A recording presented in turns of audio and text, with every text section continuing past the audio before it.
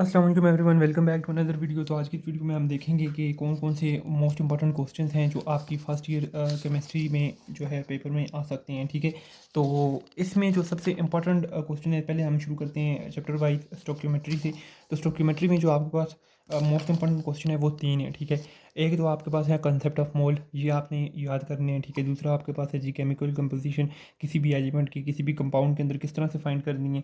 और तीसरा आपके पास मोस्ट इंपॉर्टेंट चीज़ है फार्मूला यूनिट। ठीक है, तो ये तीन चीज़ें आपने याद कर लेनी है। ठीक है, सबसे पहले, ठीक है ना, क्योंकि ये चीज़ बार बार रिपीट हुई है। उसके बाद जो है आपने यहाँ से एक और चीज़ याद कर लेनी है, वो है जी आपके पास एक्सेस एंड लिमिटिंग रिएजेंट। ठीक है, ये एक्सेस एंड लिमिटिंग रिएजेंट ये आपके पास बहुत इंपॉर्टेंट है। ठीक है, इसको आपने नहीं छोड़ना किसी भी सूरत में, इसको आपने याद कर लेने हैं। ठीक है, और उसके बाद यहाँ पे आपके पास एक और यहाँ से क्वेश्चन है जो है जी आपके पास यील्ड के बारे में। ठीक है ना, एक्चुअल यील्ड क्या होती है और थ्योरेटिकल यील्ड क्या होती है। ठीक है, एक इसको भी आप मार्क कर लें। तो ये कुछ चार क्वेश्चन थे पहले चैप्टर में से। तो यहाँ से जो इंपॉर्टेंट क्वेश्चन कंसेप्चुअल हैं उनमें से ये पहला क्वेश्चन इंपॉर्टेंट है, दूसरा इंपॉर्टेंट है और ये तीसरा भी इंपॉर्टेंट है। तो ये तीन क्वेश्चन शॉर्ट में और तीन क्वेश्चन आपके लॉन्ग में जो है इंपॉर्टेंट है। उसके बाद जो है आप चलें जी चैप्टर नंबर 2 पे। चैप्टर नंबर 2 है एटॉमिक स्ट्रक्चर। तो एटॉमिक स्ट्रक्चर में सबसे पहले आपने जो है कैथोड रे का जो प्रोसेस है, किस तरह से ये आई वजूद में। ठीक है, ये आपने याद करना है। ठीक है, ये सारा यहाँ से कैथोड रे का। ठीक है, उसके बाद जो है ये करेक्टरिस्टिक्स मोस्ट इंपॉर्टेंट है, ये करेक्टरिस्टिक्स। ठीक है, ये करेक्टरिस्टिक्स आपसे पूछी जा सकती हैं शॉर्ट क्वेश्चन में कि write down 5 characteristics of cathode rays, या लॉन्ग क्वेश्चन में right all characteristics of the cathode rays. तो इस तरह से ये आ सकती हैं, इनको आपने याद करने। ठीक है, उसके बाद जो एक इम्पॉर्टेंट है वो आपके पास है जी डिस्कवरी ऑफ न्यूट्रॉन। ठीक है, ये डिस्कवरी ऑफ न्यूट्रॉन, तो ये आपके पास मोस्ट इंपॉर्टेंट है, डिस्कवरी ऑफ न्यूट्रॉन। और फिर प्रॉपर्टीज़ हैं कुछ इसकी करेक्टरिस्टिक्स, तो ये आपने याद करनी है। ठीक है, एक क्वेश्चन कैथोड रे और एक क्वेश्चन ये न्यूट्रॉन वाला। ठीक है, तो इसके बाद यहाँ से आपके पास एक न्यू क्वेश्चन है जी energy difference between the orbits, किस तरह से आप कैलकुलेट कर सकते हैं। तो इसको आपने नहीं छोड़ना, क्योंकि ये इस बार का जो 2023 का एग्ज़ाम हुआ है, ठीक है, इसके अंदर भी ये क्वेश्चन जो है most repeatedly most of the boards में आया है। ठीक है, तो एक तो ये आप कर लें। और उसके बाद जो है कंटिन्यूस स्पेक्ट्रम में आप कुछ ज़्यादा डीप ना जाएं। ठीक है, सिंपली दो चीज़ें डिफरेंस इसका याद कर लें कि कंटिन्यूस स्पेक्ट्रम कौन सा है और डिसकंटिन्यूस स्पेक्ट्रम आपके पास कौन सा है। ठीक है, क्योंकि ये शॉर्ट क्वेश्चन में 4 नंबर का क्वेश्चन जो है आपका आता है। ठीक है, तो बाकी इसमें कुछ खास नहीं है। ठीक है, अच्छा, यहाँ से आप एक प्लांक्स क्वांटम थ्योरी है, ये मोस्ट इंपॉर्टेंट है, इसके 3 पॉइंट्स हैं वो आपने याद कर लेने हैं। ठीक है, सिंपल 4 नंबर आपको मिल जाएंगे। ठीक है, और उसके बाद जो है यहाँ से कुछ खास इंपॉर्टेंट नहीं है। ठीक है, आपके पास तो यहाँ से एक आपके पास मोस्ट इंपॉर्टेंट चीज़ है। तो आगे जो है आपके पास क्वांटम नंबर्स हैं, उसको आपने सरसरी से देख लेने हैं। ठीक है, क्योंकि कभी कभार वो आ जाते हैं क्वांटम नंबर्स। ठीक है, तो अभी यहाँ पर शेप्स ऑफ ऑर्बिटल्स हैं। ठीक है, इसको आपने देखने हैं। ठीक है, और उसके बाद ये हुंड्स रूल है। ठीक है, कि किस तरह से इलेक्ट्रॉन को आपने प्लेस करने हैं। ठीक है, तो ये, ठीक है, तो ये आपका चैप्टर जो है कंप्लीट हो गया। तो ये शॉर्ट क्वेश्चन भी तकरीबन इसी में से ही आती हैं। ठीक है, कहीं बाहर से नहीं आएंगी, और तो आपने ये भी देख लेनी है। तो तीसरा चैप्टर है आपके पास, वो है जी थ्योरीज ऑफ कोवेलेंट बॉन्डिंग और शेप्स ऑफ मॉलिक्यूल। तो इसमें चार चीज़ जो है आपकी मोस्ट इंपॉर्टेंट है। ठीक है, सबसे पहली जो चीज़ है वो आपके पास है जी valence shell electron repulsion theory, जिसको आप वेस्पर भी कहते हैं। ठीक है, ये, ठीक है, वेस्पर का क्या करना है आपने, इसमें आपने इस तरह से याद करना है कि जिसमें दो बॉन्डिंग पेयर्स हैं और एक लोन पेयर है, तो वो कौन सी शेप है। तो इस तरह से आपने ये जो है इस क्वेश्चन को याद पूरा कर लेना है। ठीक है, ये एक चीज़ होगी जो इंपॉर्टेंट मैंने आपको बताई है। ठीक है, क्योंकि ये इस तरह से या आपके क्वेश्चन आ सकते हैं कि भाई इस तरह की प्लेनर शेप है, भाई बताएं वो कौन से उसमें एटम्स होंगे।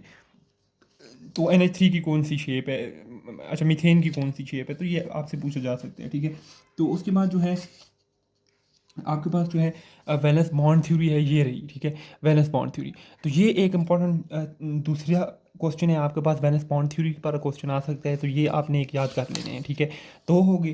ठीक है, दो के बाद आपने इसी के साथ आप एक चीज़ रख लें कि सिग्मा बॉन्ड और पाई बॉन्ड, ये दोनों आसान है। सिग्मा बॉन्ड क्या होता है, पाई बॉन्ड क्या होता है।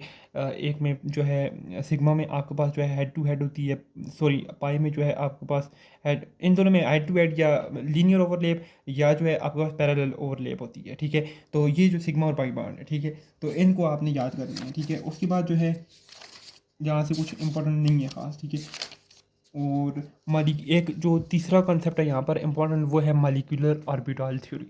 ठीक है। तो इसको आपने लाजमी देखना है क्योंकि ये लाजमन आ सकते हैं और ये आता रहा है, ठीक है। और यहाँ से एक क्वेश्चन है डायपोल मोमेंट, डायपोल मोमेंट को आपने देख लेने। और बाकी यहाँ से आप इन चीज़ों को जो है ना छोड़ सकते हैं क्योंकि ये चीज़ें आगे भी रिपीट होंगी, तो वहाँ से आप इनको याद कर सकते हैं। तो ये 3-4 चीज़ें थी आपकी इस चैप्टर 3 में से, ठीक है। तो आगे जो चैप्टर आ रहा है, चैप्टर नंबर 4, वो आ रहा है गैसेज़ का, ठीक है। तो गैसेज़ में जो है ना आपने बड़ा ईजी लेने हैं। सबसे पहले आपने एटमॉस्फेरिक प्रेशर को देख लेने हैं कि ये क्या होता है। एटमॉस्फेरिक प्रेशर आपके पास ये रहा, ठीक है। ये तो एक आपने ये देख लेने हैं। उसके बाद जो दूसरे नंबर पे आपने इंपॉर्टेंट चीज़ देखनी है ना, इनमें ये बॉयज़ लॉ और चार्लीज़ लॉ ये आपके पास बिल्कुल भी नहीं आते हैं। और ये आगे जियोग्राफिकल आप इसको बताएं, ये भी नहीं आता है। ये एवोगाड्रोस लॉ भी नहीं आता है आपके पास, ठीक है। और इसके बाद जो है यहाँ से एक इम्पॉर्टेंट क्वेश्चन जो है मोस्ट इम्पॉर्टेंट, वो है deviation from the ideal behaviour. ये मोस्ट इम्पॉर्टेंट क्वेश्चन है, ठीक है। ये बहुत बार आया है, हमेशा से ही यार पेपर में आता रहा है, ठीक है। और दूसरे नंबर पे जो इम्पोर्टेंट है वो आपके पास आएगा जी यहाँ से कौन सा जी, नहीं ये नहीं आएगा। उसके बाद ये दोनों चीज़ें आपने याद करनी है कि डिफ्यूजन क्या होता है, ठीक है, एफ्यूजन क्या होता है, क्योंकि ये आपकी शॉर्ट क्वेश्चन में से आपको ये दोनों एक जगह भी दे सकते हैं और लॉन्ग में एक एक पार्ट में भी आपको ये डिवाइड करके दे सकते हैं, ठीक है। तो इसको आपने बिल्कुल नहीं छोड़ना। और ग्राम लॉ, तीसरा मोस्ट इंपॉर्टेंट इस चैप्टर का जो क्वेश्चन है वो है ग्राम लॉ, ठीक है। इस ग्राम लॉ को आपने लाजमन याद करने हैं, ठीक है, क्योंकि ये भी लॉन्ग क्वेश्चन में एक ही पार्ट आएगा लॉन्ग क्वेश्चन में टोटल ग्राम लॉ 7 नंबर का या 8 नंबर का, ठीक है। तो उसके बाद लिक्विफैक्शन ऑफ गैसेज है, लिक्विफैक्शन ऑफ गैसेज आपका आ सकता है, ठीक है। और जॉल थॉमसन इफेक्ट भी इसी के साथ ही है, ठीक है। तो ये लेंस मेथड आप छोड़ सकते हैं, ये बाकी चीज़ें। तो आगे आ जाएं आप चैप्टर नंबर अपना 5 पर। तो स्टेट्स ऑफ मैटर 2 जो कि लिक्विड है। लिक्विड में आपने एक तो सबसे पहले याद करना है इंटरमालिक्यूलर फोर्सेस कौन सी होती हैं, दूसरे नंबर पे इंट्रामालिक्यूलर फोर्सेस कौन सी होती हैं, ठीक है। ये आपकी शॉर्ट में डेफिनेशन इन चीज़ों की आ सकती हैं जो कि 4 नंबर की होंगी, आपने उसमें एक एक एग्जांपल देनी होगी, ठीक है। तो दूसरे नंबर पे जो इम्पोर्टेंट क्वेश्चन आता है आपका, जो सही लॉन्ग के महीनों में या शॉर्ट के महीनों में आएंगे, उसमें एक आता है आपके पास हाइड्रोजन बॉन्डिंग क्या होती है, ठीक है। ये बहुत इंपॉर्टेंट क्वेश्चन है, ये आ सकते हैं। और दूसरा क्वेश्चन है डायपोल इंटरेक्शन क्या होती है, ठीक है। इंड्यूस को आप छोड़ सकते हैं क्योंकि उसका इतना ट्रेंड नहीं है, वो इतना खास नहीं आती, ठीक है। तो ये चीज़ें हो गई, आपको मैंने ये चीज़ें बता दी। अच्छा, इसमें आपने एक एक एग्जांपल भी सेट करनी है फिर, ठीक है। तो उसके बाद जो है आपने यहाँ बॉइलिंग जो है, बॉइलिंग है आपके पास एक, बॉइलिंग के बाद आपके पास एक बॉइलिंग पॉइंट है, ठीक है, एक आपके पास वेपर प्रेशर है। तो ये मोस्टली यहाँ पर चीज़ें हैं, लेकिन इसमें से जो मोस्ट इंपॉर्टेंट चीज़ है वो ईवेपोरेशन है, ठीक है। ईवेपोरेशन आपका क्वेश्चन आएगा जी इस तरह से, व्हाट इज़ ईवेपोरेशन, या define evaporation and on which factor does it depend. तो ये आपने एक याद कर लेने हैं यहाँ से, ठीक है। तो दूसरे नंबर पर यहाँ से आपने एक याद करना है सरफेस टेंशन। तो ये आपका क्वेश्चन इस तरह शॉर्ट में आया तो इस तरह से आएगा, define surface tension and write down या state down the factors on which the surface tension depends, ठीक है। तो लॉन्ग में आया तो ये इस तरह से आएगा जी, what is surface tension stated briefly. तो इस तरह से आपने इसको भी कर लेना है, ठीक है। तो यहाँ से कुछ ख़ास चीज़ें नहीं हैं यहाँ से, और कुछ करने की जो इंपॉर्टेंट चीज़ें थी वो मैंने आपको बता दी हैं। तो यहाँ से आपने एक प्लाज्मा जो है, प्लाज्मा आपने यहाँ से देख लेने हैं कि प्लाज्मा क्या है और प्लाज्मा कहाँ कहाँ यूज़ होता है, ठीक है। तो ये 4 क्वेश्चन इसमें भी थे जो मोस्ट इंपॉर्टेंट है, ठीक है। बाकी जो एक्सरसाइज है वो उसी में से आएगी आपकी, जो आपको मैं टॉपिक बता रहा हूँ, ठीक है, या क्वेश्चंस बता रहा हूँ। तो छठा चैप्टर है स्टेट्स ऑफ मैटर 3 जो कि आपके पास सॉलिड है। सॉलिड में आपके पास 4-5 चीज़ें हैं बड़ी इंपॉर्टेंट, ठीक है। सबसे पहले तो आपके पास जो है सॉलिड में टाइप्स ऑफ सॉलिड हैं कि 2 टाइप्स हैं, एक है एमॉर्फस सॉलिड और दूसरी टाइप है आपके पास क्रिस्टलाइन सॉलिड, ठीक है। इन दोनों को आपको पता होना चाहिए डिफाइन कैसे करने हैं और कैसे कैसे लिखने हैं, ठीक है। और दूसरे नंबर पर जो इंपॉर्टेंट चीज़ है वो है एन आइसोट्रॉपी, ठीक है। ये एन आइसोट्रॉपी, इस पर आप एक शॉर्ट नोट या इसको आप अगर गाइड है तो वहाँ से आप इसको याद करनी, ठीक है। एनाइसोट्रॉपी ये आ सकते हैं, 2 चीज़ें होंगी। और तीसरी चीज़ यहाँ से आ सकती है आपके पास प्रॉपर्टीज़ ऑफ क्रिस्टलाइन सॉलिड, ठीक है। क्रिस्टलाइन सॉलिड है उसकी प्रॉपर्टीज़ कौन कौन सी हैं, जिसमें एक्सिस ऑफ सिमेट्री आता है आपके पास, सिमेट्री आता है आपके पास, ठीक है। आपके पास और क्या आ जाता है, आपके पास सेंटर ऑफ सिमेट्री आ जाता है, ज्योमेट्रिक शेप आ जाता है। इनमें से 3-4 आप याद कर लें क्योंकि ये आपको उस तरह से लिखेंगे कि राइट डाउन 2 और 3 प्रॉपर्टीज़ ऑफ सिमेट्री, ठीक है। क्योंकि 4 नंबर का होता है क्वेश्चन शॉर्ट में, और लॉन्ग में भी आपके जो टोटल क्वेश्चन होते हैं 9 नंबर का होगा, तो 4.5 4.5 नंबर का जो है आपका क्वेश्चन होगा, पार्ट होगा, ठीक है, 2 पार्ट होंगे। तो उसमें आपने इतनी ज़ाहिर बातें पूछेंगे आपसे। तो बाकी यहाँ से आपने एनाइसोट्रॉपी के बाद क्रिस्टल लेटस एक याद करने हैं, ठीक है, ये रहा क्रिस्टल लेटस, ठीक है। इसको एक नज़र देख लें कि जब हम वही किसी प्लेन पे ये सॉलिड को रिप्रेजेंट करते हैं ना, इसके स्ट्रक्चर को, तो इसको हम कहते हैं कि ये आपका क्रिस्टल लेटस है, जहाँ पर इनकी पोजीशन जो है एक डेफिनेट पोजीशन पे हर एटम जो है अरेंज होता है, ठीक है। तो उसके बाद यहाँ से इम्पोर्टेंट और क्या है आपके पास, उसके बाद ये टाइप्स ऑफ क्रिस्टलाइन सॉलिड्स में आपके पास ये जो तीन चीज़ें हैं, आयनिक सॉलिड होगा, कोवलेंट सॉलिड होगा आपके पास, और आपके पास जो है यहाँ पर इसकी प्रॉपर्टीज़ होंगी, और मेटालिक सॉलिड होगा, ठीक है। ये तीन चार चीज़ें आपने यहाँ से याद करनी है। तो यहाँ से भी 4 या 5 क्वेश्चन मैंने आपको इंपॉर्टेंट बता दिए हैं जो कि आएंगे इंशाल्लाह, ठीक है। तो उसके बाद ये एसएलओ की बेस पे भी मैं आपको बता रहा हूँ ना कि किस किस तरह से अभी जो स्टूडेंट लर्निंग आउटकम है उस पर किस किस तरह से क्वेश्चन आ सकते हैं, ठीक है। तो केमिकल इक्विलिब्रियम एक चैप्टर है नेक्स्ट आपका। केमिकल इक्विलिब्रियम में आप पहले देखें कि क्या क्या आ सकता है। अभी 23 के जो एग्ज़ाम हुए हैं उसमें क्या क्या है, उस अकॉर्डिंग भी आपको बताता हूँ। प्रीवियस क्या ट्रेंड रहा है उस अकॉर्डिंग भी मैं आपको अभी बताता हूँ, ठीक है। तो सबसे पहले तो इसमें आप याद रखें कि सबसे पहले आपको पता होना चाहिए कि केमिकल इक्विलिब्रियम में लॉज कौन कौन से आ सकते हैं। एक तो लॉ आप पढ़ते आ रहे हैं, 9th में आपने पढ़ा है लॉ ऑफ मैस एक्शन। आप 9th वाले लिखें तब भी काबिल कबूल है, इसमें भी वही चीज़ें हैं, ठीक है, लेकिन थोड़ी एक्सटेंड की हुई नहीं, आप वो भी लिखें आपको नंबर मिल जाएंगे। लॉ ऑफ मैस एक्शन एक आपने ये याद करने हैं, ठीक है। तो दूसरा आपने जो इंपॉर्टेंट चीज़ याद करनी है ये लॉ ऑफ मैस एक्शन, ठीक है। तो दूसरा जो आपने इंपॉर्टेंट चीज़ याद करनी है कि आप केमिकल इक्विलिब्रियम को डिफाइन करके नीचे डायनेमिक इक्विलिब्रियम को डिफाइन कर दें। ये दो चीज़ें जो हैं, ये शॉर्ट शॉर्ट डेफिनेशन हैं, इसको भी आप याद कर लें, ठीक है। तो उसके बाद जो है आपके पास जो है आ सकते हैं जी prediction, predict the direction on the basis of K C, ठीक है। के सी से आप किस तरह से डायरेक्शन प्रिडिक्ट कर सकते हैं केमिकल रिएक्शन की। तो ये क्वेश्चन इस पर भी आया है, ठीक है। तो ये आ सकते हैं क्वेश्चन। तो ये 2 क्वेश्चन हो गए, 3 क्वेश्चन हो गए, ठीक है, इस तरह से ही कुछ। अच्छा, एक और जो मोस्ट इंपॉर्टेंट चीज़ जो आ सकती है तीसरी इस चैप्टर से, और ये तकरीबन आपको हर बार जो है ये आपको लॉन्ग में मिलेगी, ठीक है। तो ये है ली चार्टियर प्रिंसिपल, ठीक है। ली चार्टियर प्रिंसिपल को आपने याद करने हैं सही तरह से, ठीक है। इंट्रोडक्शन दे दें सबसे पहले ऊपर, फिर नीचे स्टेटमेंट दे दें, और फिर नीचे आपके इसकी जो आपको एग्जांपल आती है या जिस तरह भी आपकी गाइड के नोट्स में आप उस तरह से इसको लिख लें, ठीक है। तो ये 3-4 चीज़ें थी, इसको आप छोड़ सकते हैं यहाँ से। बाकी इन चीज़ों को, ये 4 चीज़ें मैंने आपको यहाँ से भी बता दी जो मोस्ट इंपॉर्टेंट है, ठीक है। तो आगे आगे जो आपका चैप्टर एसिड एंड बेस, ठीक है। एसिड एंड बेस से जो अमूमन चीज़ें आती हैं ना वो मैं आपको यहीं से बता देता हूँ, ठीक है। एसिड एंड बेस में क्या आता है, एसिड एंड बेस में आपने सबसे पहले याद करने हैं कि सबसे पहले आपके पास जो है यहाँ से acid base and amphoteric substances. तो इसमें सबसे पहले आपने याद करना है एम्फोटेरिक सब्सटेंस क्या होती है, ठीक है, और वाटर किस तरह से amphoteric substance as a act कर सकते हैं, ठीक है। ये क्वेश्चन एक आपका एक क्वेश्चन होगा, ये शॉर्ट में आएगा, ठीक है। और दूसरा जो आपके पास इम्पोर्टेंट जो चीज़ होगी ना वो आ जाएगा आपके पास कॉन्जुगेट एसिड, ये रहा, और कॉन्जुगेट बेस, ठीक है। इसको अभी आप टिक कर दें, ये आपके पास आ सकते हैं, ठीक है। तो तीसरे नंबर पे जो इम्पोर्टेंट चीज़ यहाँ से आपके पास आती है वो आती है पीएच, पीओएच और पीके, ठीक है। पीके आता है, ये चीज़ें जो है आपके पास आएंगी 3, ये आपने याद करनी है, ठीक है। और यहाँ से और आपके पास क्या आ सकते हैं, यहाँ से आपके पास एक ल्यूस एसिड और ल्यूस बेस क्या होता है, ये भी एक चीज़ आ सकती है, ठीक है। बाकी यहाँ से इन चीज़ों को आप छोड़ सकते हैं क्योंकि ये आपको बड़ी ड्राउनी लग रही होंगी, लेकिन ये चीज़ें आती नहीं हैं, ठीक है, पेपर में। तो यहाँ तक तो ये आपका काम हो गया, ठीक है। तो ये आपके हो गई जी पहले 8 चैप्टर। अच्छा, 9th चैप्टर में केमिकल काइनेमेटिक्स है। केमिकल काइनेमेटिक्स में से आपके पास सबसे पहले आपको आ सकता है डिफाइन केमिकल काइनेमेटिक्स क्या होता है एंड स्टेट 1 एग्जांपल। तो इसके लिए भी आपने याद करने डेफिनेशन देखनी, ठीक है। उसके बाद जो यहाँ से चीज़ आ सकती है, उसके बाद जो इंपॉर्टेंट चीज़ आ सकती है वो ऑर्डर ऑफ द रिएक्शन है, ठीक है। ये लिखे हुए हैं ऑर्डर ऑफ रिएक्शन। इस तरह करें, फर्स्ट ऑर्डर ऑफ रिएक्शन आप याद करें, सेकंड ऑर्डर ऑफ रिएक्शन याद करें, थर्ड ऑर्डर ऑफ रिएक्शन याद करें, और इनके जो है ना सिंपल आप एक एक एग्जांपल याद कर लें साथ, और आपके 4 नंबर जो है ये पूरे हो जाएंगे, आपको 3.5-4 नंबर मिल जाएंगे, ठीक है। तो उसके बाद जो है इन चीज़ों को आप छोड़ सकते हैं। अच्छा, ये चीज़ आ सकती है factor affecting the rate of the reaction, ठीक है, ये चीज़ आ सकती है, ठीक है। इसको आप टिक कर लें अपनी बात, ठीक है। ये मोस्ट इंपॉर्टेंट है, ठीक है। ये इस बार भी आई थी, इस तरह से ये आई थी कि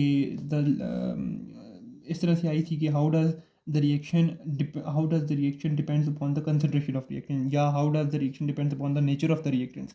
तो ये इस तरह से आपको ये याद होगा, तो वो आपको कुछ एक दे देगा कि किस पर डिपेंड कर सकती है, ठीक है। तो उस लिहाज से फिर आपने बताना होगा भाई इस चीज़ पर ये डिपेंड वो कर सकती है, ठीक है। एक आध एग्जांपल बीच में दे दें तो आपका काम हो जाएगा, ठीक है। तो और फिर यहाँ से एक एक्टिवेशन एनर्जी आप याद रख लें, ठीक है। एक्टिवेशन एनर्जी क्या होती है और कैटालिसिस क्या होता है, एक्टिवेशन एनर्जी क्या होती है, ठीक है। और बस ये दो चीज़ें थी, ये आपने याद कर ली यहाँ से बस। बाकी ये इस चैप्टर में कुछ खास नहीं है इतना जो आएगा। अच्छा, solution and colloid, solution and colloid पे आ जाते हैं, ठीक है। सोल्यूशन एंड कोलाइड में सबसे पहले आपका जो क्वेश्चन आ सकता है शॉर्ट में वो आ सकते हैं, what is the difference between solution, colloid and suspension, ठीक है। ये तीन चीज़ें आपके पास आ सकती हैं, ये एक ही क्वेश्चन में आएंगी, ठीक है। तो ये 4 नंबर का क्वेश्चन होगा, लगभग 4-5 पॉइंट आपने लिखने होंगे, उसमें आपके नंबर पूरे हो जाएंगे, ठीक है।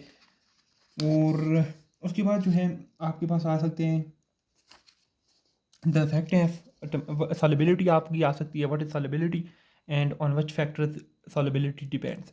तो इसमें आपने ये सॉलिबिलिटी है तो इसका आपने देख लेने, इसको आपने एक पर देख लेना है, ठीक है। और यहाँ से और कुछ खास चीज़ यहाँ से नहीं आती, ठीक है।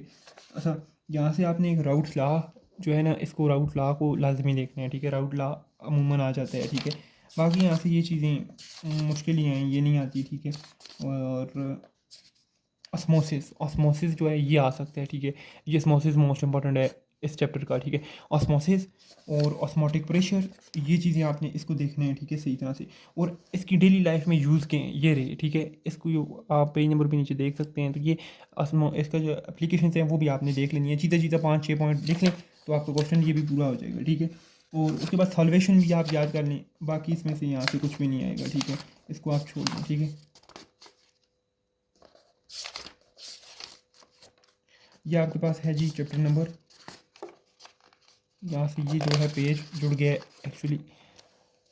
कौन सा आ गया जी आपके पास, थर्मोकेमिस्ट्री आ गया, ठीक है। अच्छा, थर्मोकेमिस्ट्री आ गया। थर्मोकेमिस्ट्री में मैं आपको यहाँ से ही 3 चीज़ें बता देता हूँ इंपॉर्टेंट। नंबर 1 आपके ने देखना है थर्मोकेमिस्ट्री क्या होती है, इस पर क्वेश्चन आ सकते हैं। नंबर 2 ये SLO की बेस पे मैं आपको बता रहा हूँ, ठीक है। नंबर 2 एंथैल्पी चेंज, ये आपका क्वेश्चन आया है इस पर भी, ठीक है। 2023 में जो आपका SLO बेस था 11th केमिस्ट्री, इसमें ये क्वेश्चन आया है व्हाट इज़ एंथैल्पी, ठीक है। एंथैल्पी को आपने ये शॉर्ट में आया है, ठीक है। तीसरे नंबर पे जो मोस्ट इंपॉर्टेंट इसमें आता है जी फर्स्ट लॉ ऑफ थर्मोडाइनमिक्स, ये आपने हर सूरत याद करने, ठीक है। और चौथे नंबर पे जो इसमें मोस्ट इंपॉर्टेंट आता है, इसमें आपके पास एक लॉ है यहाँ पर, ठीक है। उस लॉ को आप देख लें, ठीक है। वो लॉ यहाँ पर मौजूद होगा, ठीक है। यहाँ पे मैं अच्छा, इसके साथ साथ आपने हीट कैपेसिटी वगैरह भी, ये जो हीट कैपेसिटी है इसको भी आपने देखना है, ठीक है। और हीट कैपेसिटी देखने हैं आपने। और बॉर्न हैबर साइकिल है एक ये ला, ठीक है, एक ये ला है, इसको आपने करना है। और दूसरे नंबर पे जो है हैज़ला है। अच्छा, हैबर साइकिल और हैज़ला में से जो इंपॉर्टेंट है ना वो हैज़ला है, ठीक है। हैज़ला पर आपने ज़्यादा देखना है हैज़ला को, क्योंकि हैज़ला इस पर भी आया है 2023 में भी, ठीक है। और उसके बाद जो है आपके पास चैप्टर नंबर 12 है। अगर आपने ये 11 चैप्टर जो है कर लिए हैं अच्छी तरीके से, तो चैप्टर नंबर 12 जो है आप चॉइस पे छोड़ सकते हैं। लेकिन फिर भी अगर आप चॉइस पे नहीं छोड़ना चाह रहे तो फिर जो है इसमें से भी क्वेश्चन आता है, ज़ाहिर बात है हर चैप्टर में कुछ ना कुछ आता है। तो इस चैप्टर में से जो इंपॉर्टेंट चीज़ें हैं वो है आपने इलेक्ट्रोकेमिस्ट्री को डिफाइन करके कुछ एग्जांपल्स इसकी लिखनी है, ठीक है। ये हो गया। फिर एक्सोथर्मिक कौन से रिएक्शन होते हैं, एंडोथर्मिक कौन से रिएक्शन होती हैं, इसके बारे में थोड़ा देख लें आप। ये वो क्वेश्चन है जो ऐसे लो पे आ सकती हैं। अभी जो इससे आ सकती हैं उस क्वेश्चन में सबसे पहले ऑक्सीडेशन नंबर, ये क्वेश्चन लाजमी आता है, ये ट्रेंड है, ठीक है। कि आपको एक इक्वेशन गिवन होगी, आपको बोलेगा भाई आप इसमें इसको बैलेंस करें, या तो आपको ये बोलेगा या बोलेगा आप इसमें से किसी मिसिंग का ऑक्सीडेशन नंबर फाइंड करके दें। एक क्वेश्चन ये यहाँ से लाजमी आता है, ठीक है। और दूसरा क्वेश्चन यहाँ से आता है शी, स्टैंडर्ड हाइड्रोजन इलेक्ट्रोड, इसको आपने नहीं छोड़ना, शी ये लाजमन आता है, ठीक है। और उसके बाद जो है यहाँ से स्टैंडर्ड हाइड्रोजन इलेक्ट्रोड के बाद आपके पास जो चीज़ आती है वो जो आती है आपके पास बैटरी के बारे में आपने देखना है, ठीक है। या आती तो नहीं है लेकिन देखना है, ठीक है। और उसके बाद रस्ट आता है। और रस्ट के बाद आपके पास जो है कुरियन एंड इट्स प्रिवेंशन वाला ये टॉपिक आ जाता है, ठीक है। और बाकी इसमें से जो है ये आपका ख़त्म हो जाता है, ठीक है। तो अगर आप इन मेरे जो बताए हुए अभी क्वेश्चन हैं इन पर अगर आप इनको प्रिपेयर करते हैं अच्छी तरीके से तो इंशाल्लाह आप जो है 90% से अबव जो है ले सकते हैं। अगर कोई थ्रू आउट जो है जाता है, लेकिन फिर ऊपर से ये जस्ट रिव्यू के तौर पे लेता है, तो वो भी जो है बड़ा अच्छा स्कोर इसमें कर सकते हैं। तो अगर आपने चैनल को सब्सक्राइब नहीं किया तो मज़ीद ऐसी वीडियोज़ रिव्यूज़ के लिए जो है हमारे चैनल को सब्सक्राइब कर दें। अल्लाह हाफ़िज़।